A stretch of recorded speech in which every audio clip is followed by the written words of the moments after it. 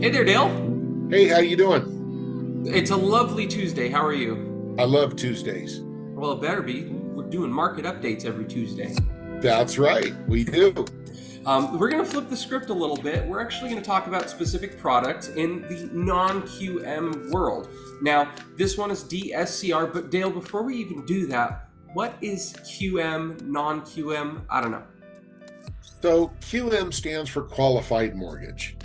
A qualified mortgage is conventional VA, USDA, all the kind of normal traditional loans. The non-QM is exactly that. It is not a qualified mortgage. Back in the day, we called them no-doc loans, stated doc loans, all those kinds of things. Basically, these loans are based on bank statements, based on a whole variety of factors, but it is not your typical Fannie Freddie type of loan. Yeah, and Fannie, Freddie, they're federal government agencies that write out guidelines. Basically, they look at risk, they look at predictability, they look at consistency. And they want to make sure, the best way to say it is that everything is fair for everyone. So they go through, they check your income, they check your credit score, they check your ability to repay. And then they create federal guidelines and they say to all lenders, Homestead Mortgage, Rocket Mortgage, everybody that's out there, they say, if you follow these guidelines and you lend to these people in this way, we will back this loan in one way or another. And that's where the qualified mortgage comes in. If any of those guidelines are broken, it falls into a non-QM and things change. So let's jump into DSCR, debt service coverage ratio. Dale, what exactly is a DSCR? Well, it's for investment properties only. It is not for a primary residence. And basically, this loan is predicated on the mortgage payment versus how much you can rent the property for. If there's a positive cash flow, then likely that loan can be done. Pretty much you don't need any other income documents because this loan is not based on the borrower's income. It's purely the loan payment versus how much you can rent the property for. Yeah, so no pay stubs, no bank statements, Nope. and you don't even need tax returns. They're not going to request transcripts. They're not going to ask for business taxes. They want to ask for personal taxes. So it is truly based off of the property's income. But how exactly do we calculate this? Well, basically you take the gross rent divided by the monthly payment.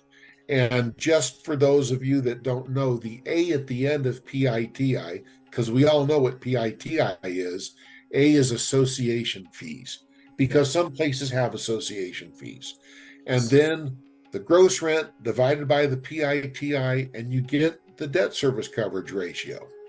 Now, these three terms, some people might not know them, so let's blast through it really quick. How do you find gross rent, Dale? Well, gross rent is either if you have a rental agreement, absent a rental agreement, an appraiser can do a 107 form, which is nothing more than a rent survey. And then the form 216 is an operating income statement. But typically, you can use either one of those to determine the gross rent. And it does have to be the lesser of the two. So if the Yes, monthly it rent does. agreement, it says 1,000, but the rent survey says 1,200, well, then it's going to be 1,000, not 1,200. Yep. So how about PITIA? We kind of touched on it.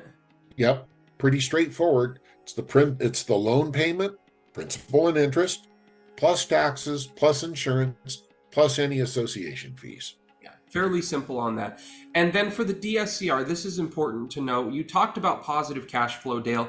If your DSCR is greater than 1.0 ratio, then you're pretty much set to either refinance or purchase an investment property. There are some restrictions about designation, where it's located, and certain things of that nature. But on the other side, if you have a debt service ratio of less than 1, you still might be able to do a purchase. A lot of lenders, they look at 80% ratio. they still might do a purchase, but it kind of gets a little bit more risky at that point. But really, that's about all it is to a DSCR loan. They're fairly simple. And as you said, they are investment property vehicles. Yeah, it's really straightforward. Think about it this way. If you're going to collect rent on a property, and that's a lot more than the mortgage payment, the lender typically doesn't have much risk. Yeah. The closer you are in collecting rent to what the mortgage is, the greater the risk.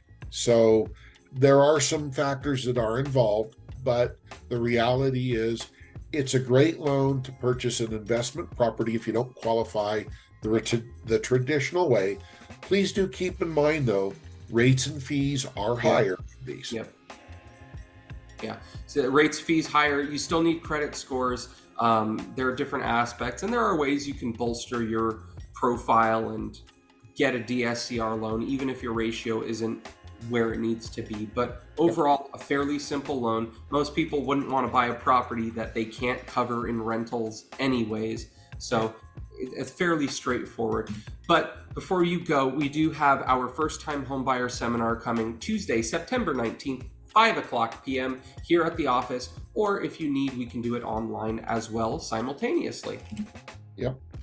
And then, of course, October 3rd, the first Tuesday of the month, is the credit seminar. Again, 5 at the office in Jackson, online or in person. Please let us know if you have a client or somebody that you think could benefit from this. We'd love to help them. All right, Dale, that wraps it up for today. Hopefully all of you learned a little something. And if you have any questions, go ahead, give us a call, 209-223-2100. Have a great day. All right, see ya.